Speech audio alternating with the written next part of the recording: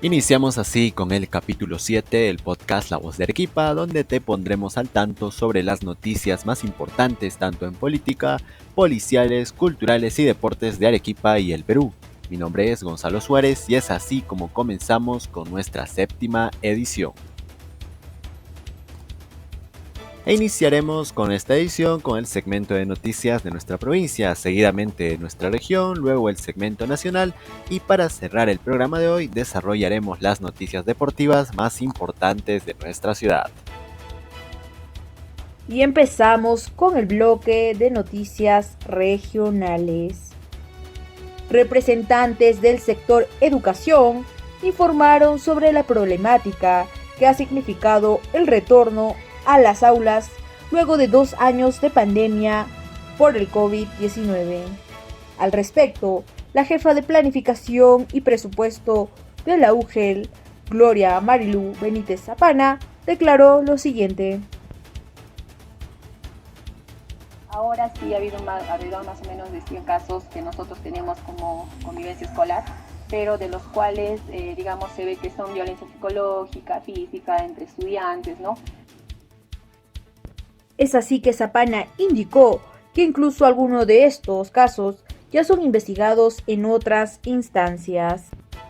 Estos 100 casos han llegado alrededor más o menos de, cada uno será 11, 15 más o menos aproximadamente que ya están en otras instancias, ¿no? Pero nosotros como UGEL tratamos de realizar el seguimiento con los directores y tratamos de garantizar que los estudiantes continúen en la institución educativa. 100% de instituciones educativas podemos decir quizás que solamente podría estar cubierto el 60% más o menos, ¿no? Es así que se agudizan los casos por violencia, ya que solo en marzo hasta mayo de este año se han registrado 1.139 denuncias de violencia física, psicológica y sexual entre los escolares en el país, cifra que es 4 veces más que lo reportado durante todo el 2021, el promedio siendo de 12 casos al día. Y seguimos con más informaciones en el bloque de noticias regionales. En el segundo y tercer día de la procesión del Señor de los Milagros, las calles de Arequipa lucieron repletas de feligreses que retornaron al encuentro del Cristo Morado luego de 2 años de que las actividades fueran suspendidas por la pandemia. La imagen del Cristo Moreno salió al mediodía del día miércoles del Templo de San Agustín con dirección a la parroquia Nuestra Señora del Pilar. Lo acompañaron el grupo de las Hermanas Descalza, mujeres que en señal de sacrificio hacen el recorrido sin zapatos y cargando una cruz en señal de penitencia. Cientos de personas acudieron a la procesión para agradecer los milagros o para pedir algún favor al Cristo Morado. Debido a la gran concurrencia de la procesión religiosa, el señor Alonso del Carpio, mayordomo de la Hermandad del Señor de los Milagros en Arequipa, dio las siguientes indicaciones. Siempre si van a participar de la procesión, siempre usar su mascarilla, su dispensador de alcohol, apoyarnos, no permitiendo que se formen aglomeraciones y ocupar la parte posterior y delantera de la procesión, no posicionándonos en los costados de la soga, ¿no? Todavía tenemos que tener cuidado, si bien el gobierno ya lo ha normado mediante un decreto, pero tenemos que tener todavía mucho cuidado porque todavía estamos saliendo de esta pandemia, ¿no? Y es así que cientos de devotos en el mes morado acuden masivamente a la procesión del Señor de los Milagros.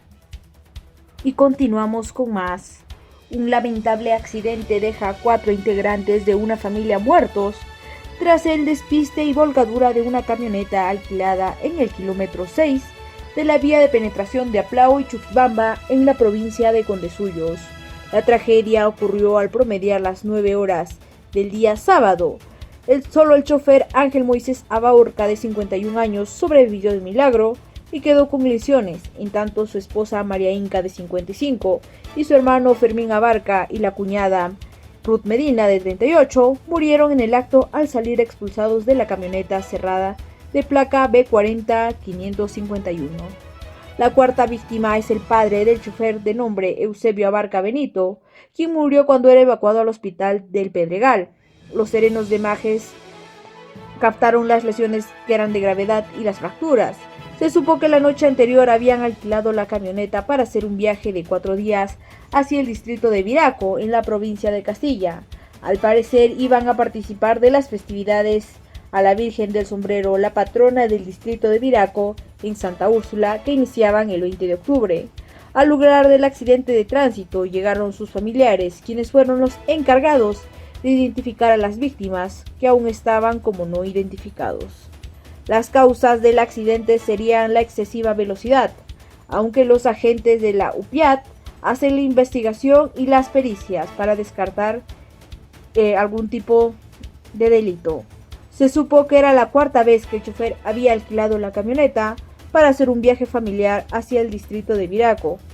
Se presume que el chofer se salvó debido a que habría sido el único que tenía el cinturón de seguridad puesto.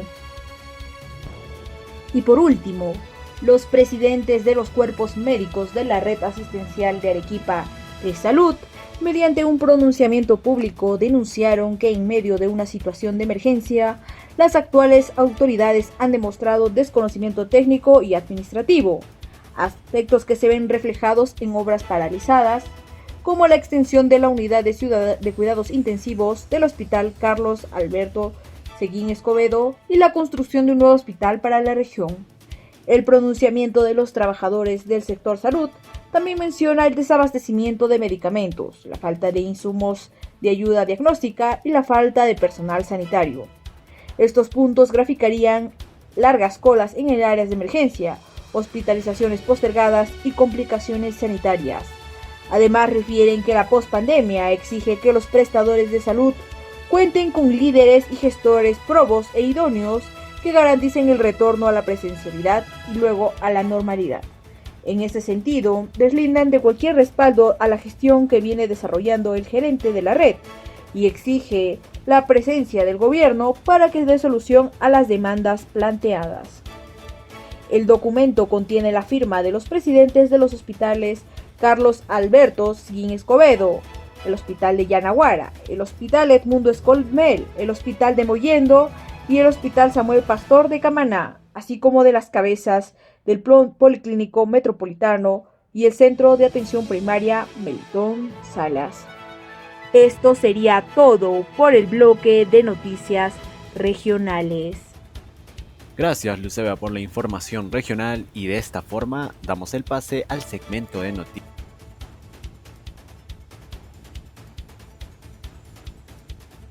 Iniciando con el bloque de noticias locales en Arequipa, yo soy Jacqueline Zavala y estas son las noticias del día. Bueno, pues resulta que las empresas del Sistema Integrado de Transportes, el SIT, anunciaron que van a suspender el servicio desde la siguiente semana de los buses debido al alza del incremento del precio en los combustibles. Y bueno, también algunos de ellos plantean algunas soluciones, pero para más detalles vamos a conversar con Patrick Quilca, quien es el gerente general de la empresa Transcaima. La pandemia, más o menos el porcentaje de renovación era de 10 carros al mes. Cada mes se incrementaban en 10 la flota de unidades M3. Por eso es que ustedes, como sabrán, en Caima había puros carros chicos, ¿no es cierto? Entonces hubo una renovación muy fuerte. ¿Derivada de qué? De las condiciones relacionadas a la forma como se llevaba el transporte. Se tenía un precio del combustible razonable y eso nos ha posibilitado generar esa renovación en ese plazo. A partir de la pandemia en 2020, la renovación de vehículos de unidades grandes ha desaparecido. Es cero. No se renueva nada. Es más, los vehículos se venden. Se venden porque muchos de los propietarios no pueden coberturar los costos o los créditos que han tomado, ¿no?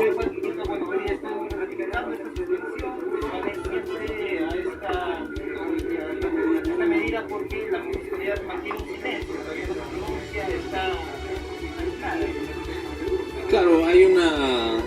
sencillamente esto nos deja a todos en una anarquía, es decir, generamos incluso un problema con los periodistas o con la misma población, porque la población entiende de que es un tema de repente arbitrario o que viene de caprichos de una parte o del sector del transporte, ¿no? Entonces debería declararse. Nosotros ya presentamos nuestra propuesta relacionada a la solicitud de incremento tarifario fundamentada en lo que le corresponde a la municipalidad es, hace 2 semanas debió haber contestado y debió haber manifestado su visto bueno, en todo caso su negativa, pero a través de un argumento, porque no pueden ser estos temas contemplados en el contrato de concesión fruto de caprichos, es decir, no se sube la tarifa porque yo no quiero o se sube porque yo quiero, no, la tarifa tiene una valoración absolutamente técnica, es decir, si las circunstancias, la realidad exigen que haya un incremento tarifario, debe de realizarse.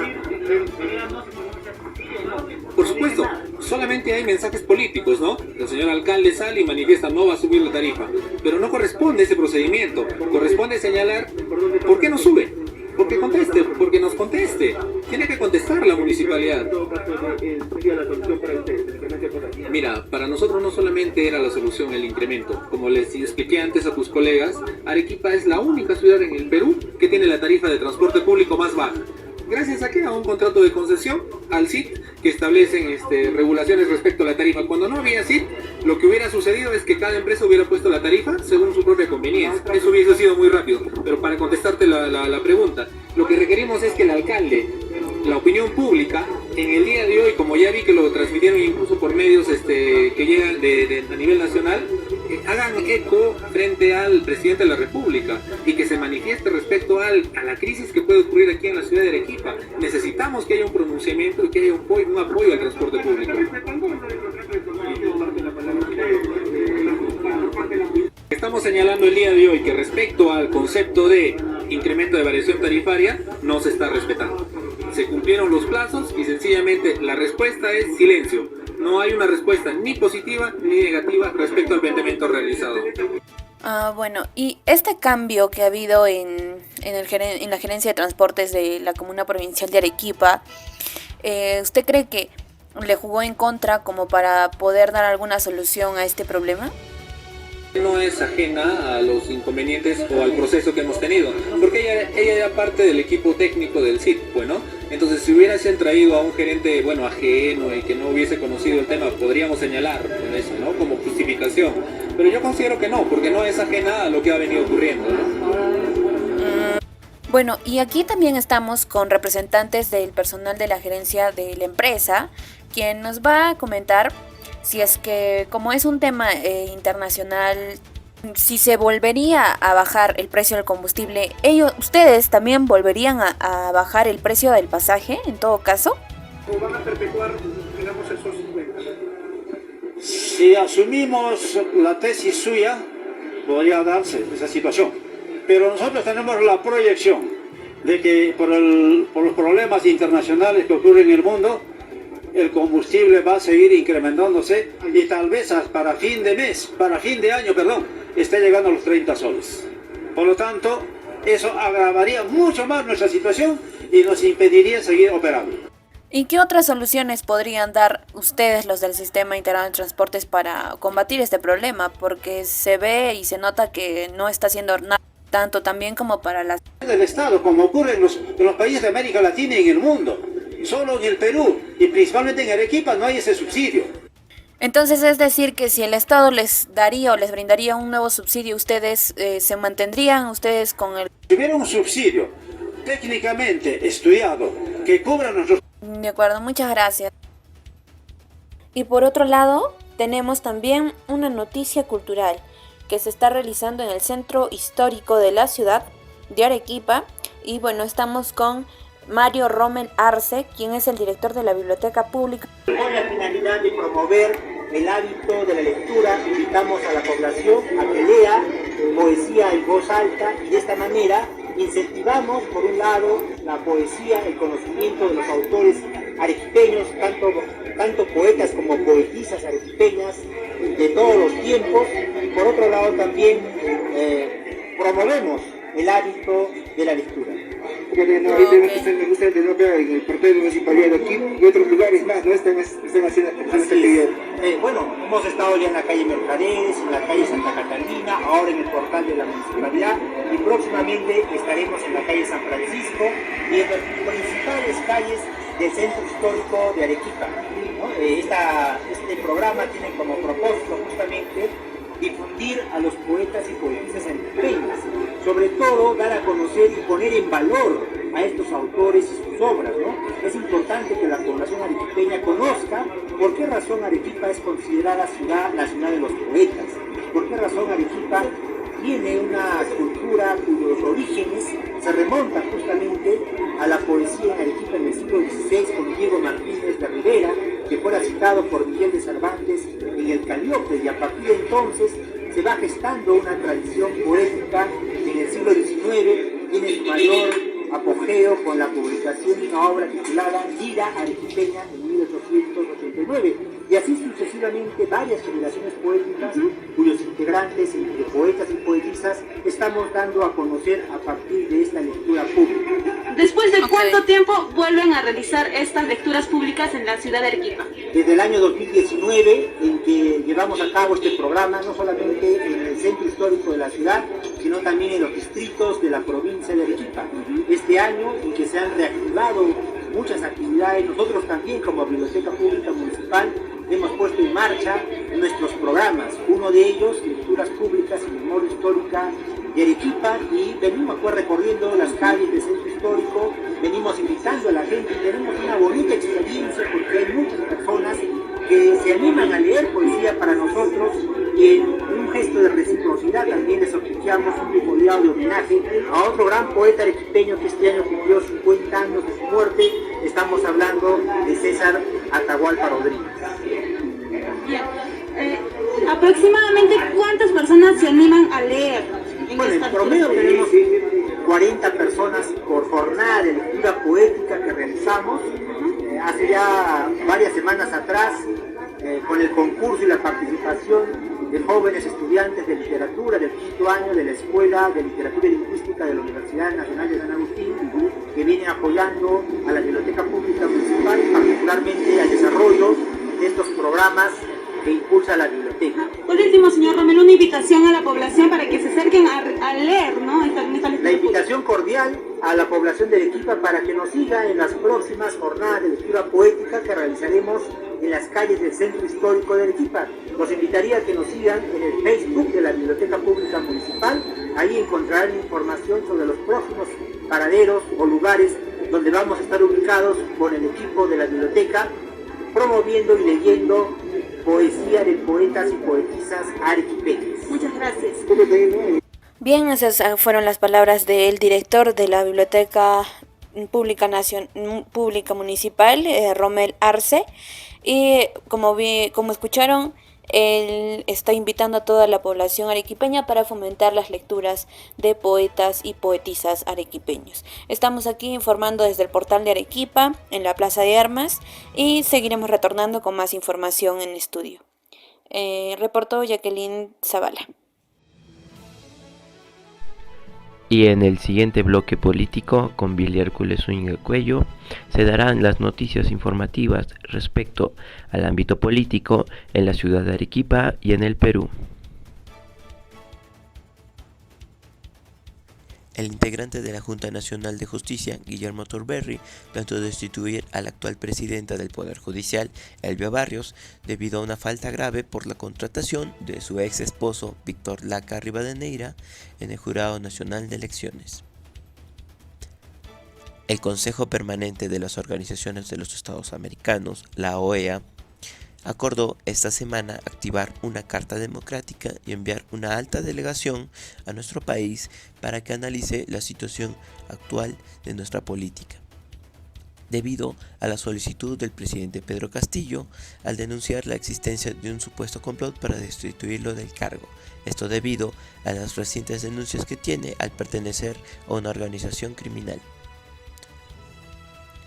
Claudia Dávila, ministra de la Mujer y Poblaciones Vulnerables, se refirió a la denuncia de dinero contra el titular de Salud, Jorge López, lo siguiente: es terrible lo que ha pasado con el ministro de Salud. Creo que todos estamos un poco conmocionados con los hechos. Personalmente me parece que ha perdido una gran oportunidad de hacer grandes cosas por el país. El Tribunal Constitucional del Perú ha rechazado interpretar el artículo de la Carta Magna para juzgar al presidente Castillo. El artículo referente es el 117 de nuestra Constitución, por el cual el presidente Pedro Castillo intentaba o podría ser juzgado por corrupción. El Pleno ha argumentado lo siguiente: competencias consultivas y que tan solo se pronuncia conforme al Código Procesal Constitucional.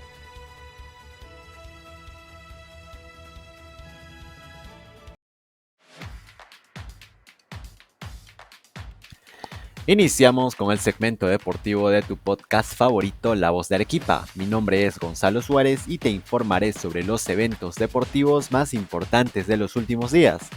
Y es así que iniciamos con el partido de Melgar versus Atlético Grau, donde el Atlético Grau de Piura se hizo fuerte de local y pudo remontarle el marcador por 2-1 a Melgar por la penúltima jornada del torneo clausura.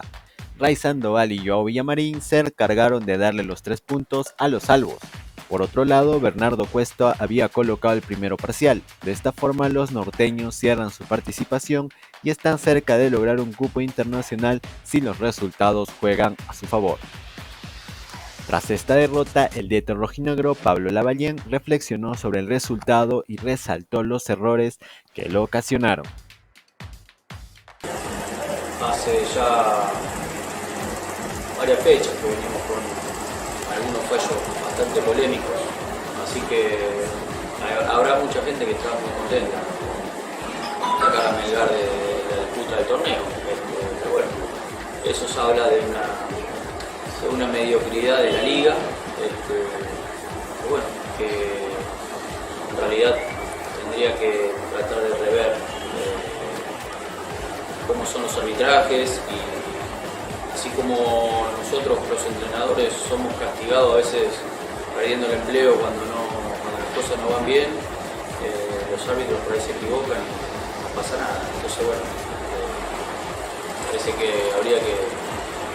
habría que rever un montón de cosas, pero bueno, eso yo no lo voy a arreglar, es un problema que tiene el fútbol peruano.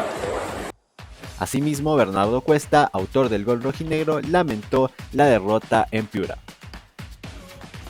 Primero bronca por el resultado, veníamos a sumar y a 3 íbamos ganando y lamentablemente no pudimos obtener el resultado.